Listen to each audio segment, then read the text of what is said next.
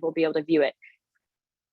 And if you do not want your face to be on the screen, totally okay with that. Just turn your camera off, and we will send out the recording afterwards, and we will also send out the slide deck and any information about Pearl and ways to connect with her.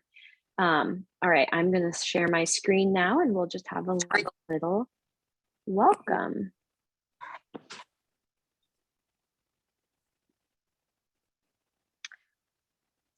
So welcome everyone to Minnesota Breastfeeding Coalition. We are excited to be hosting a series in August celebrating all things breastfeeding and chest feeding. We have a land acknowledgement that our member and chair member is going to share. Kim. Hello, everyone. I am Kim Welvert. I am an RN IBCLC with Centricare St. Cloud Hospital Neonatal Intensive Care Unit, as well as chair for the Minnesota Breastfeeding Coalition. It is my privilege and honor to state our land acknowledgement today. The Minnesota Breastfeeding Coalition acknowledges that each person here is inhabiting land that has been traditional home of Native Americans. This unceded land is home to over 10,000 lakes and the mighty river Ojibwe people call the Father of Waters, and Dakota people call River of the Falls. This land has been home to many Native communities and is now home to 7 Ojibwe reservations and 4 Dakota tribal communities. These families have long known that breast milk is a baby's first medicine, and yet colonialism and historical violence has broken the tradition of breastfeeding for many Native families and communities. Minnesota Breastfeeding Coalition is dedicated to partnering with the Indigenous families and communities to reclaim and restore breastfeeding as the first food of choice for all babies. Thank you, Kim, for sharing that. Okay, so August is National Breastfeeding and Chest Feeding Month. There's coalitions and organizations all around the country celebrating breastfeeding and chest feeding this month. So the themes for August that are being celebrated and recognized at a national level this year, 2022's theme is Together We Do Great Things. Week 1, which was last week, was Step Up for Breastfeeding, Educating and Supporting. Week 2, which we wanted to line up the rest of our weeks with the national themes, is Indigenous Milk Medicine Week. And the national theme is Strengthening Our Traditions from Birth and Beyond. Next week is Asian American, Native Hawaiian, Pacific Islander Breastfeeding Week. We also are celebrating that next week, and we're going to have some speakers from the AAPI community.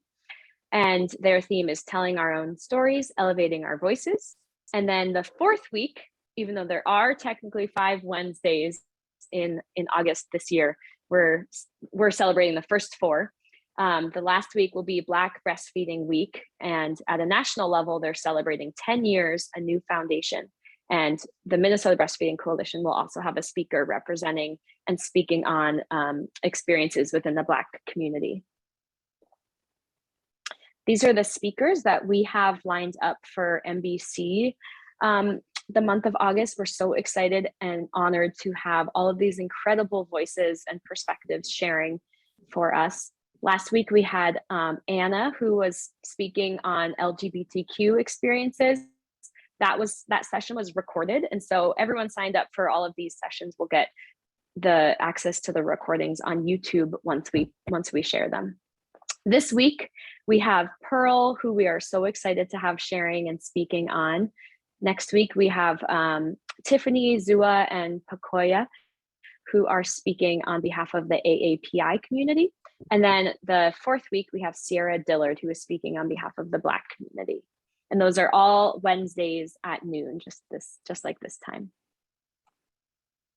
So as I said, today we are so excited and honored to have Pearl joining us. Pearl Walker-Swaney has an MPH IBC. She's a certified doula as well as a yoga instructor. You can find her, I will put these links in the chat. You can find her on Instagram, And she has 2 different websites. The link tree is a menu of all the different organizations she's associated with, her blog, her website, and then Constant Motion is her website. So I will put all of those into the chat so you can find her, follow her, stay connected, learn more about her. And I'll let Pearl kind of take it from here and introduce herself and get started. We're so excited to have everyone here. And I'm going to let Pearl take it away now. Thank you so much, everyone. All right. Miigwech for having me. Buju Bizandawieg, Shkanshkawin, Indigenous Cause, Magazine and Dodam, Wanaking and Devandagos go Abikanigo Kaga Saka Soji Meka Kindonjaba, the Mijigmag and Diane, Miigwech Mindamamaya and Sago. Hello, my relatives. Good afternoon. My name is Pearl. My given name is Constant Motion Woman, and that is some of the information that's being shared in the chat. That's where that comes from. It's my name because my work is from that place. That's very, very much who I am, and I don't separate myself from that because it's such heart work and sacred work that that's why when you go to my website, it's called Constant Motion Woman. I am so happy to be here, and I'm so grateful to have been invited to share a little bit of time with you all today.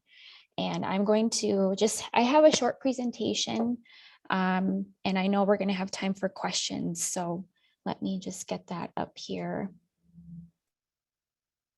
Make sure it's my right screen. I have like a billion screens and tabs open. All right, and let me go to the beginning and present. Let's see, slideshow. There we go. So you already kind of heard a little bit about me. I have a master's of public health. And I like to think of myself as a future ancestor in doing this work around Indigenous milk medicine and birth and supporting families postpartum. Because every step I take and every choice I make, how I raise my kiddo, who I'll share a brief story about, all of those things are leading me to become a future ancestor. And so my ultimate goal in life is to be like a really amazing grandmother to all. And so that work starts here, and it starts daily. So this is a card I made. I make my own cards, and I love to share that with people and give those to my clients, share it with others who are birth workers and lactation counselors to make for their loved ones. So if you were wondering, where did that beautiful image come from? I made that. Okay, I like to do this as part of just my work in general, my daily life, to make sure that before I go into something, I'm grounded. And so I'm going to share that with you today by just taking a moment to relax wherever you are. Allow your jaw to unclench. Let your space between your eyebrows soften. Let your shoulders roll down and relax. And just take a nice big breath, filling yourself with air. And exhale to release. And anytime during this presentation or anytime during your day, you can always come back to that. And I like to call that a sacred breath, because from our creation story, we know the very first breath that we take as a baby, we are here, earthside, and we are sacred beings. And every time we breathe, we can remember that we are sacred beings. So I invite you to come back to your breath, relax your limbs, and breathe anytime you need at any time in your day. And I love poetry. I love to weave it into the things that I do. And if you've never oh, so goofy. If you've never read Rupee Core, this is a little poem from her book, The Sun and Her Flowers. And I believe that this little poem here, I am the product of all the ancestors getting together and deciding these stories need to be told. I believe this poem really speaks to the work that is collectively happening for Indigenous milk medicine, for reclaiming Indigenous birth, and supporting all of birthing people in our Indigenous communities. So how in the world did I even come to this work? What brought me to this work?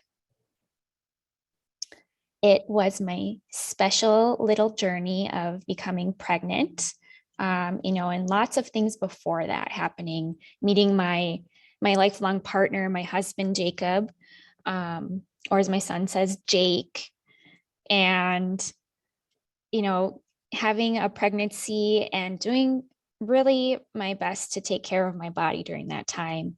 There was a lot of healing that came before I became pregnant, before we were married, because we understood the importance of healthy relationships of ourselves and of other people. And I believe that is a part of lactation. And so it started way back with myself and my healing and becoming pregnant. And, I knew that during pregnancy, I wanted to breastfeed. I knew that that was what I wanted for my baby, that it was going to be the best thing.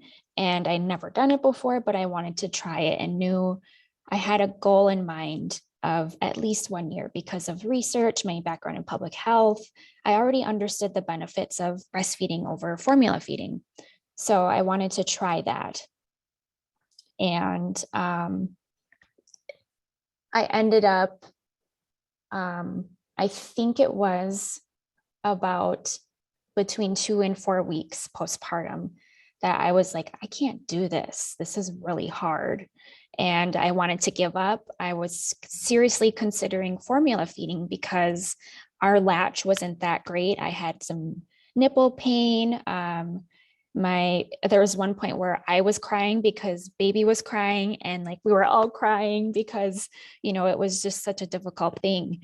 And I remember watching videos on YouTube and being like in tears, it look so easy. They make it look so easy. I was crying to my husband and he was being so supportive, and he didn't really know how to support me in this new thing, but his mom is actually a certified nurse midwife and worked with many families on lactation and birth. So he said, call my mom, call your mother. And so I did. And all I needed to hear from her was, you're doing a really great job. Your baby loves you. And nose to nipple, let's get you relaxed and calm, and let's do this. Your ancestors are so proud of you. And that was really all I needed to hear to get me back on track to this goal I had in mind. So this little chunky baby here ended up being breastfed for not just 1 year, but 5 years. 5 years of breastfeeding. I did end up with mastitis when he turned 1. When he turned 1, that was the first time I had really any major problem. And it was because our relationship had changed so much with breastfeeding. He grew, he was starting to get into solid foods a little bit. And he never wanted pumped milk. He tried it and it was just like, he always wanted it fresh. So I was like, oh my gosh. And he was one of those babies that would not eat too much during the day, but he would like nurse during the night. And then when he got into solid foods, he was just like not interested. There even was a picture. I should have put it here because it was like, this is real. When he was in daycare, there was a picture of him not even interested at all in the food that they made. And it looked like really nice, like little wraps and like really good food. And he was just like, ugh, and his teachers took a picture of that for us. And I'm so happy that they did that because those are questions you get as a lactation, peer counselor, educator. from families like, my kid's not interested in food, and that, it causes a lot of worry and angst, but it's totally normal, right? And so this chunky baby, actually just yesterday was looking at our doo-doos. We call them doo-doo shabu. He was looking at the doo-doo makers, and he was like sad. He says, I miss doo-doo time. I said, I do too, son. And I believe that because we took time to cultivate that relationship over 5 years, that it's made him know safety for his own needs, his own emotions, and also more compassionate and caring. I've noticed that in him when he's around other people. So that's how I got into lactation. Was just our own experience. I think after the first year, within the first year of his life is when I took a CLC training and was certified lactation counselor. And I'll share a little bit about the equivalent of that as a training that's by Cami Goldhammer and Kim Morsalis. So that was my sweet, chunky, happy little doo-doo shabu baby. And, the important thing for me during that was thinking about my ancestors and thinking about what did they do when they fed their babies. And I knew that it was always that they would breastfeed or they would lactate, and there was support around that. So I kept that in the back of my mind, like calling upon my own ancestors and putting my tobacco out and asking for that guidance and support, even in tears, if I didn't have any tobacco with me, or just using water, and thinking those thoughts, connecting to them to guide me and help me in this journey. So that's something that you can share with families that you support, or do for yourself if you're lactating.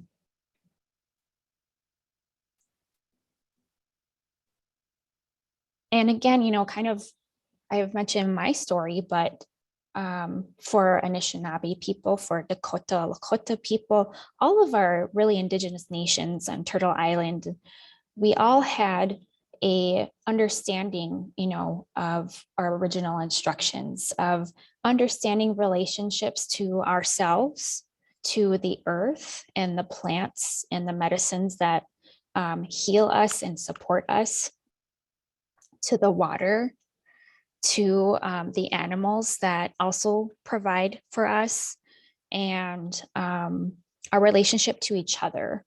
There was a lot of instructions about values and how we respect and hold everything sacred. So, healthy relationships, I think, is really something that does support and does help with lactation when that time comes. And that's something that, requires a lot of healing if we don't have a lot of support, or if we do, there's a lot of healing that can happen when working on healthy relationships. And there's a lot of healing that does happen when you're intentional about, I want to do this for my child, or we're pregnant. And so that's the beauty, I think, of holding space for families. And, alongside all of those things, the protocols or ceremonies, rites of passage for our young people as they become adults, or when the menstruating people start their first menstrual cycle, or our young people go on, they are old enough to be put out on a hill to fast and understand what their role is to their community and people. Those are also part of those teachings of respect and how to carry yourself as a person, so that when the time comes, if they are to be pregnant, or parents, or the auntie or uncle, or godparents, if you will, they understand all of these things that make, a baby's life more loving, more caring, more supportive. And so I always like to share a little bit about that piece, that it's also, when it comes to lactation, it's also these other pieces that you can prepare your clients or your families for in prenatal care. Or you can share it while during lactation and in various ways.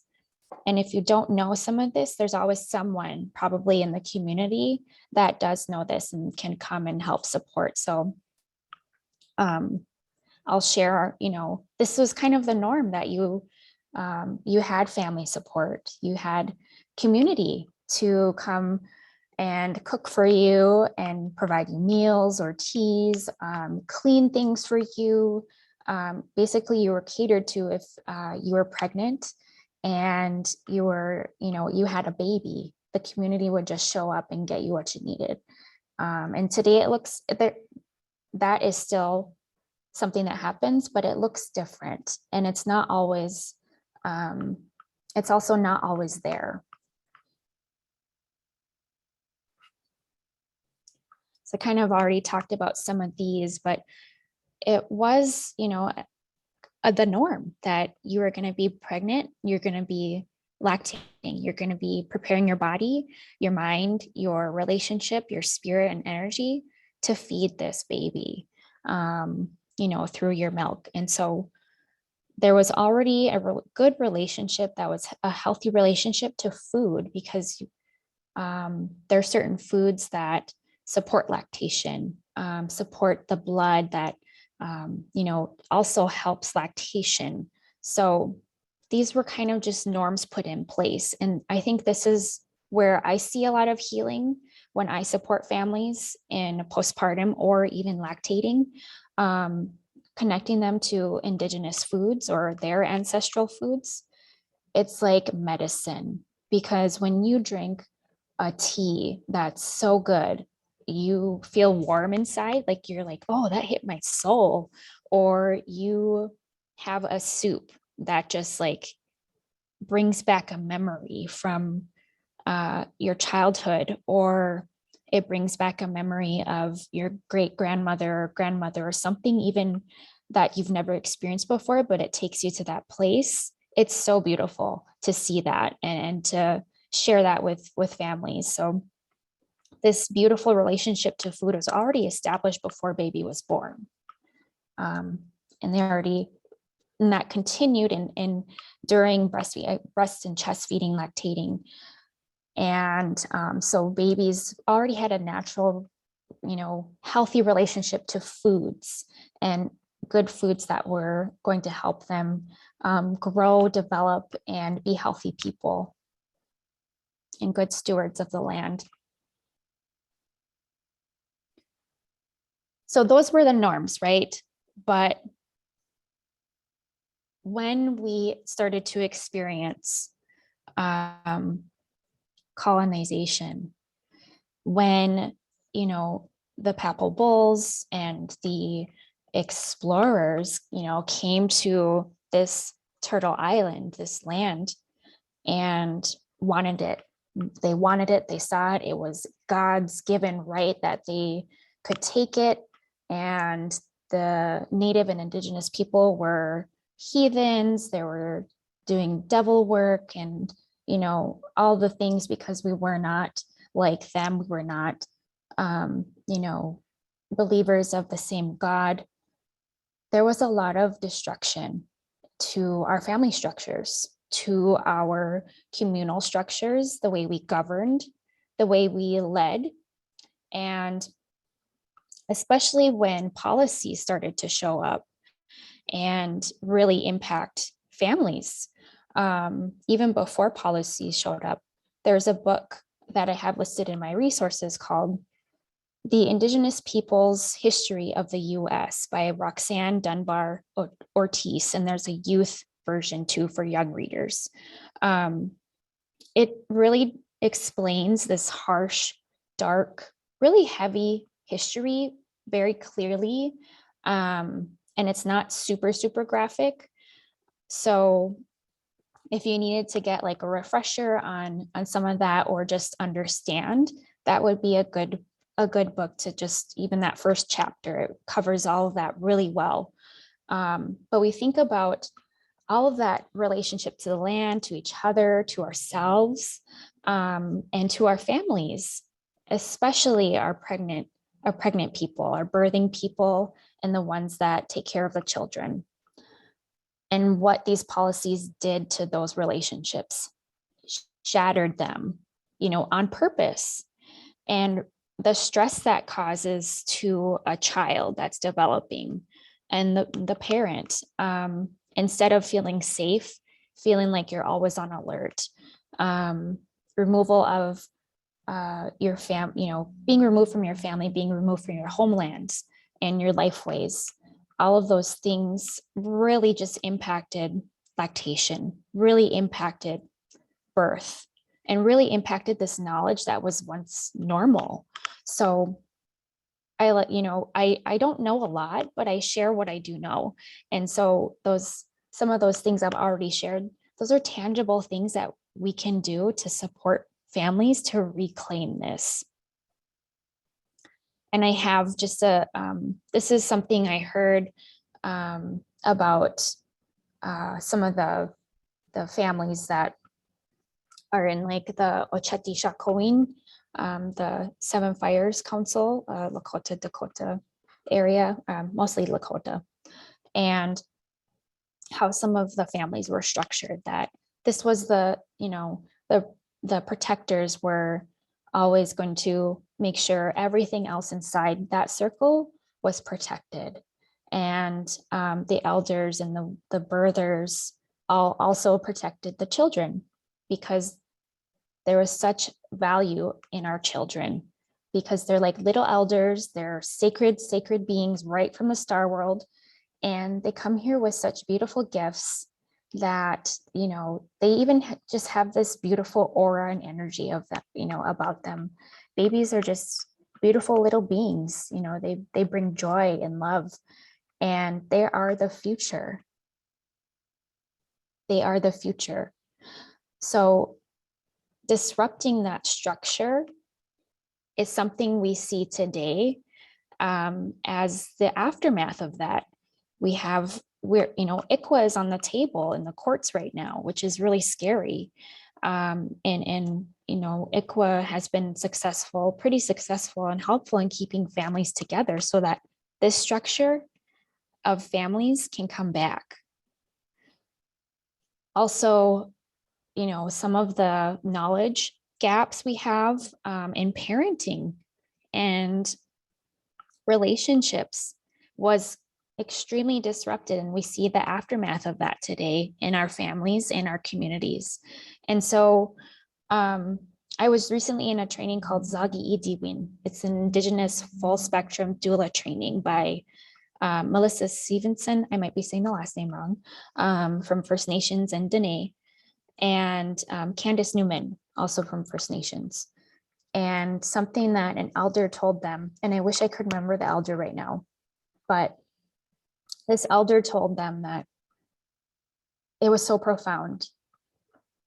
There's nothing wrong with our Indigenous people from what we've experienced. What is happening is an appropriate response to the traumas and the violence that were committed against our people. So when we think about some of the community members we have in our own state and our own nations that are, substance use and misuse, abuse of substances, and have babies, it's because of that unresolved trauma living in their bodies, and not having access to some of these, lifeways or knowledge because of what has happened to our family structures and what has happened to our practices. So I have a lot of compassion for our relatives who are struggling, or our relatives who don't know this, because I didn't know this growing up. I didn't know this, information as a young person. And so we all start from somewhere when it comes to this knowledge. So please share that with your families, that we all start from somewhere when it comes to this. And it's okay to not know, because it's not your fault.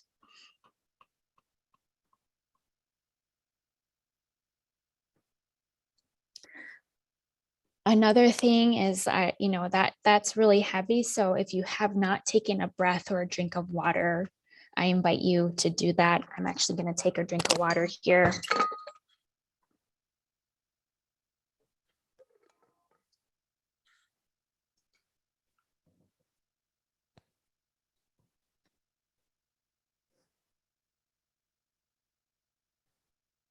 And again, I'm going to bring in Rupi Kaur, The Sun in Her Flowers. I read this time and time again, just because it's so powerful. Something that I share often with my clients and families when it comes to their pregnancies, their birth, their labor, their postpartum, and lactation, especially in lactation. Is to trust themselves, trust their body and what it's saying to them. When they know something isn't right in their body, I believe them, because I know that they understand something isn't right, and they're asking me a question, or they feel or know something is off, or there's a concern. And if I don't know something, I refer them out, because that's also a part of being a lactation support person. That, yes, I have I'm a CLC, but there might be instances where I can't actually diagnose them, but I can refer them out to someone that can, right? So there's sort of a scope of practice that you can be within, and it's good to be within it and not try to go beyond that, because that could potentially be harmful. And so, that's like a whole nother conversation. But I always tell the people I work with to trust their body, know your body, and believe what your body is telling you. And when they don't feel heard, they can always ask for a different provider or support person. They can reach out to IBCLC or certified lactation counselor.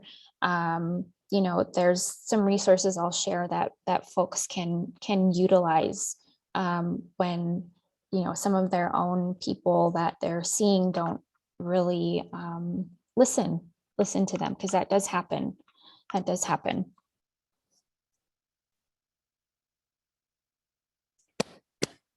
So moving into, that was like a very brief history. I didn't go into a lot of detail. There's books on it. There's like presentations, and we could take like a whole semester's worth of lectures and discussions about all of that. So I condensed it as much as I could. But moving on from that, how do we really do this milk medicine work? How do we support families as Indigenous lactation support people, or educators, or lactation counselors? What does that look like? So there's some examples of solutions to this. There's, my background is in public health. I specialized in health management and policy. And so that's where my mind goes to. Like, usually it's in the top like 3 ways to respond to something, like we need a policy on that, or we need an intervention, and those types of things. But there are some really great examples out there across Turtle Island. And one that I'm going to share is from Fond du Lac, that their nation has a policy for their employees in their nation that employment places within their community support breastfeeding up to 1 year, that you can bring your baby to work with you up to 1 year if you're going to be breastfeeding or lactating, which is amazing, right? A lot of workplaces in Minnesota they're not quite there yet.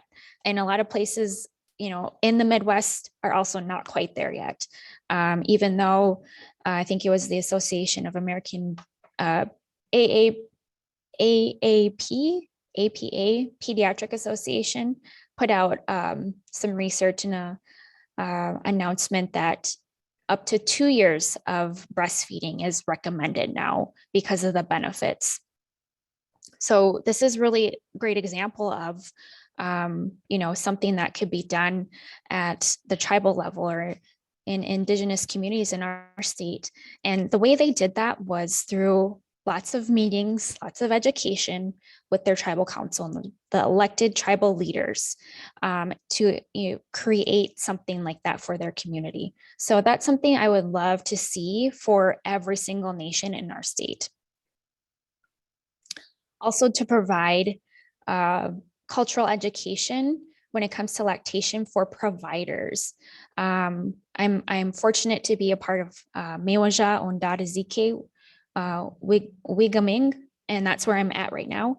And they are based in Bemidji. They're hosting a lactation training for providers.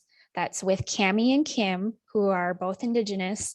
And they're going to be doing a 3-day Indigenous lactation training for providers in this area that work with a lot of times with our community members, so that they better understand lactation and ways to work with us, because we have different needs when it comes to lactation than other community members here in this area.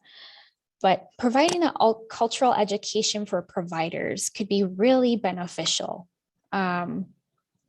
So if there's connections to local clinics or other places that serve American Indians, Indigenous people that are lactating and they don't have much of this knowledge, it could be really beneficial for them to better understand our history and ways that they can work with us, so we can be on the same page when it comes to lactation.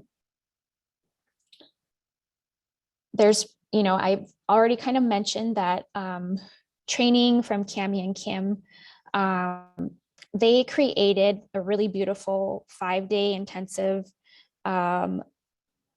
Indigenous lactation course that is the equivalent to the CLC training. It was funny, I took that CLC training and I was like, 5 days? What could we possibly talk about for 5 days on breastfeeding? And I was so humbled after that first day. And after the 5th day, I was like, wow, I understand why this was 5 days, because there is so much to know and understand about lactation. It's not just making milk, it's also relationships. It's also understanding the complications that can happen if you don't have a good latch. It's also understanding the difference between different types of nipples or bottle feeding and pumping or hand expression, and there's different communicable diseases such as HIV or cancer. How do you work with and support people that have that showing up? And so they've created a 5-day training that is it's very much from our community for our community. They go through more than I did right here today on that history and what boarding school has done to those relationships and lactation knowledge and birthing knowledge, and move into the statistics and technical things and how to support someone from an Indigenous perspective. And it is so amazing to have that, be out in the world and to have taken that training. So that's another solution, to reclaiming Indigenous milk medicine. Having midwives that know about this knowledge, and not just midwives, but OBs and nurses who are in the birthing rooms understand Indigenous lactation. And again, that's why it's like important to think about policies and not just for tribal nations, but for clinics and hospitals that have birthing centers, or, support birthing people and support lactating people to have this cultural education. Someone's playing music. Okay. Oops. Whoops. Let me go back. Okay. Where was I? Okay, here I am.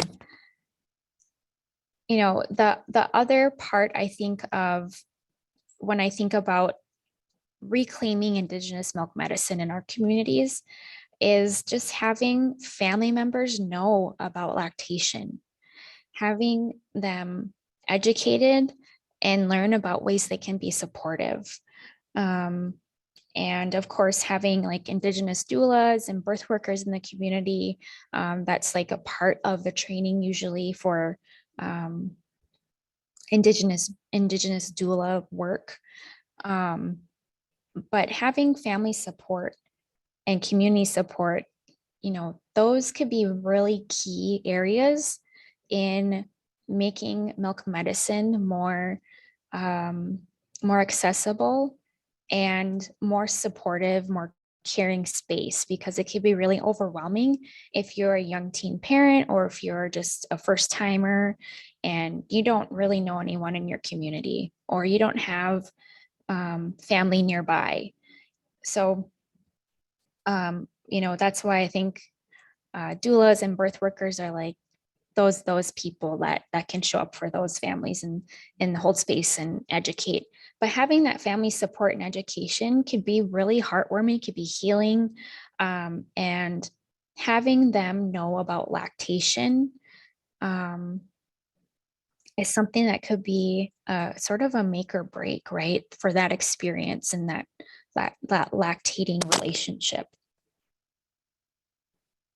So when I say support, I think about educated family members and educated partners, the father of the baby or the partner of the baby. And how am I going to support my lactating partner? How am I going to support my lactating wife? And, especially if they have other children or it's their first time lactating, how are we going to do this? What can I do? Those are things to talk about with families in prenatal care, if possible, so that they're more prepared. And if it's like, oh, you get a call postpartum, and you kind of have to learn how to ask questions about like, who are the support people? What are your needs? What sort of plan do you have in place for getting food, and what types of food can you eat and have? What types of things are you drinking? Are you smoking or thinking about drinking an alcoholic beverage, or all of those things that come up for lactation? Those are things that if family members can know about, that could be really helpful for our Indigenous milk makers.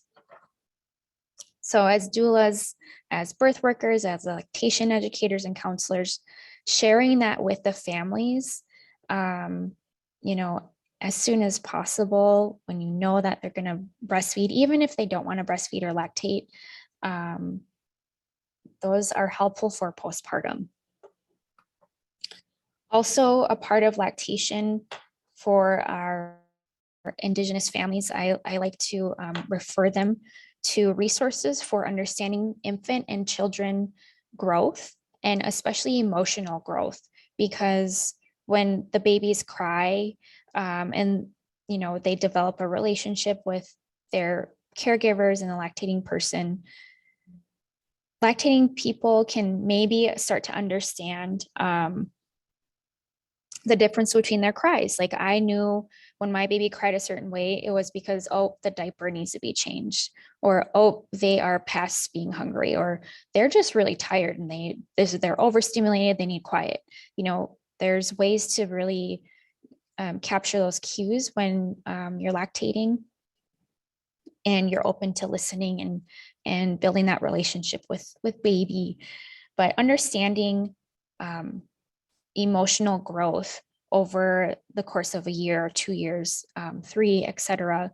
And when they're crying or what they need, and being a caregiver and a parent, I always feel like that is also an extension of lactation, because it's still building that bond and relationship with baby. So understanding those, you know, growth periods, and when they're like really grumpy, they might be really, really grumpy and say things or do things, throw things, and that's completely normal.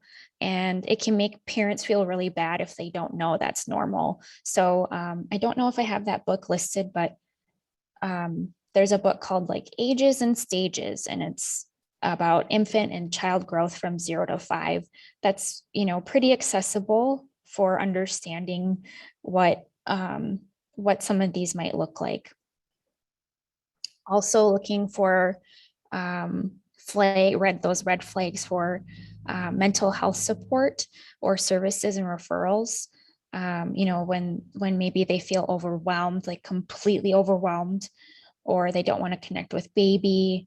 Those are all things that would need to be flagged and talked about, like as a support person for this lactating family, you know, have a conversation and maybe bring some medicine, bring some smudge or sage or cedar, depending on, you know, what that family is going through. If it's grief, maybe bring some cedar, you know, if it's pretty heavy, or if it's just like they just need someone to talk to and need some guidance on how they can rest, how they can let go of some of those tasks that are always on there, they feel like they need to take on, and building support around them with a doula or a birth worker or family members who can do the laundry and the dishes or clean house or watch the other kids.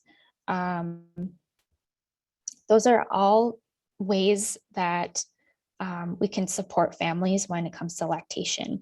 And you know, even starting like a meal train, if that's what you hear, starting something like that. And the biggest thing about support is listening and asking what they need. If they don't know what they need, that's okay. But as a trained lactation counselor and a trained doula, I can usually, you know, pick out what they need if they're not sure.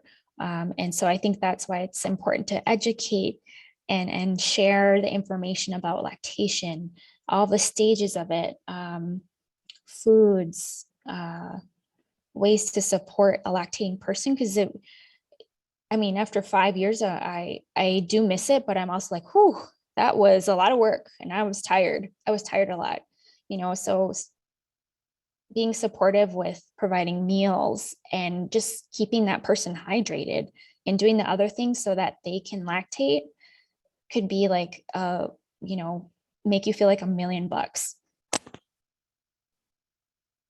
Just quickly, I'll mention, I'm watching time here. I'll mention the work of Nitama Singh, Gimashkikinan, and I see a couple our members here. We're a team of Indigenous doulas and lactation counselors that provide everything from prenatal to lactation support through our bi-monthly gatherings. And you can find us on Facebook. We post when we're meeting, if we have speakers or elders come in that can share some lactation stories and knowledge, such as teas or like things you can do for baby, things you can eat, medicines, or just teachings and songs and stories that they know. you can find us on our page, and we'll have information there. But it's the Indigenous Perinatal and Lactation Support. I think it's support circle or support group. I might have miss a typo here.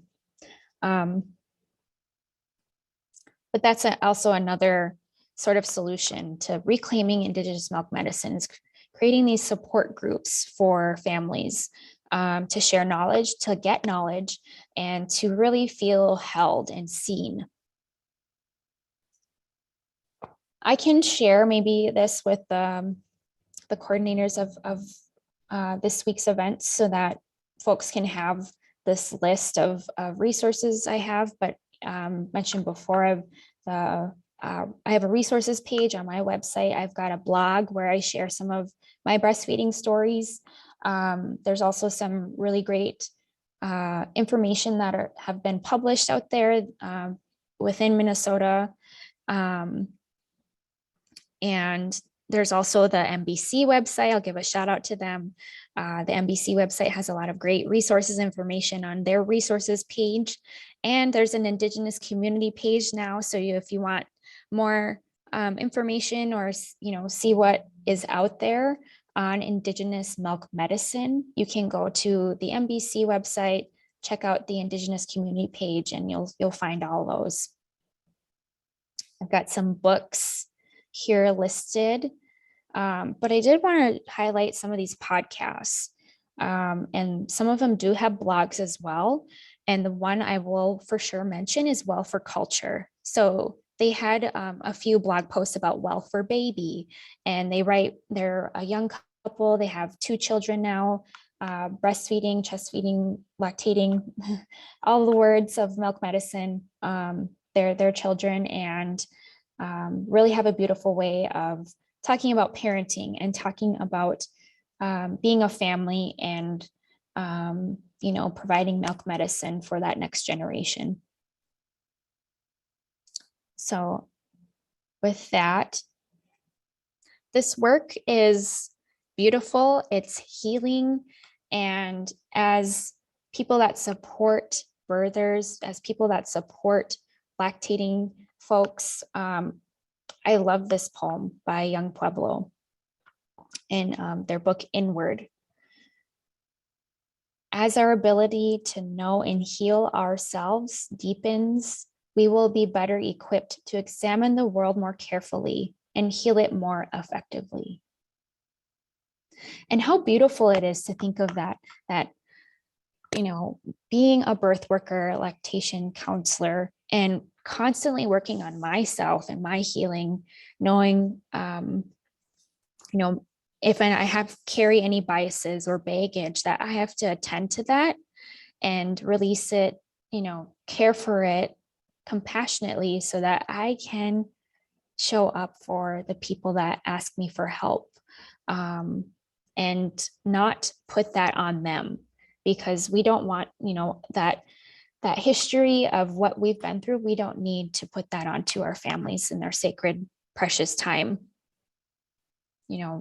So actively working on healing ourselves is, whatever that is, through movement, through journaling and reflecting, through nature walks or being outside, going to the water, doing ceremonies, being in community, whatever those things are, we need to do those constantly, so that we can show up for not just ourselves, but the people that are doing this really beautiful work with milk medicine. So with that, miigwech again for having me, Pidamaye, and I will stop sharing my screen. I think there's some questions in the chat, but I went a little over time than I talked a little more than I thought it would, so I will just mute myself for a moment. Thank you, Pearl. That was incredible and so powerful to just hear your story and your personal experience, and just how inspiring you have been for families you're working with, and to the community, how inspiring it's been for you in your own journey. Thank you so much for sharing with us. I think that that resource page you have is incredible. And that's, I think something that a lot of folks would be curious to have. So if you're able to share that, we can share that once we send out all of the recordings for these workshops. That would be wonderful to include. I've posted all of Pearl's websites in the chat, so you're able to find her on Instagram and her websites where you can, as she said, read about her blog, learn about more of the work she's doing, the different organizations and coalitions that she's a part of. And I also put in the chat as well that Facebook group to learn more about that. And then again, if you go to the MBC website, there is a tab that has coalitions, and all the coalitions are listed, including the Indigenous coalition. So I think the one question that was put in, which I think you spoke on briefly, was just sharing the name of the book that you recommended about the Indigenous history and trauma. Was that the book that you listed on that resource page? Yeah, and I just put it into the chat. There's also a young readers Excellent. version, which I think is really great to even just have conversations with like your own families or children and the little people, not the little people, but little humans in your life. Little people for Anishinaabe, Dakota, and Lakota people is like one of our spirit guides. So not the little people, but like little humans. There we go. Yeah. And it is really a great way of telling the story around Turtle Island of what happened to the families. And it's, when you read that, I just invite you to come back to your breath, breathe, put it down when you need to, and come back to it. Take breaks from it, drink water, because it is pretty heavy. Even the young reader version, I found myself having to put it down and come back to it because it's pretty tough to know what happened to these people, these innocent, beautiful people and the children. Thank you for sharing that. And yeah, again, that reminder to take breaths and caretake our own bodies. And as a doula and myself as well, and I know you spoke so much on this, but when we're so caught up and busy and focused on caretaking other people, that's especially the time when it's so important to remember to caretake ourselves, so that we can show up for ourselves, our families, and then show up for the people in our communities who we're working with. So thank you for that reminder. Well, we are just at our 1 o'clock time. Our lunch hour is coming to an end, and we appreciate, Pearl, so much that you came and shared your story, your wisdom, your experiences, your knowledge. We really, really value your perspective and your experiences, and sharing your voice as part of the Indigenous community here in Minnesota. Thank you so much for your time. Thank you to the planning team as a part of Minnesota Breastfeeding Coalition, and Shoshana Kraft is on here. She is the one who connected us to you, Pearl, and we're so grateful for this connection. Thank you so much, everyone. This recording will be made available. We'll send them all out at the end of August. Stay tuned. Next week, we're having another lunch hour meeting, and hopefully we'll be able to hear more from you, Pearl, and connect with you again in the future. Thank you so much. Thank you. Take care, everyone.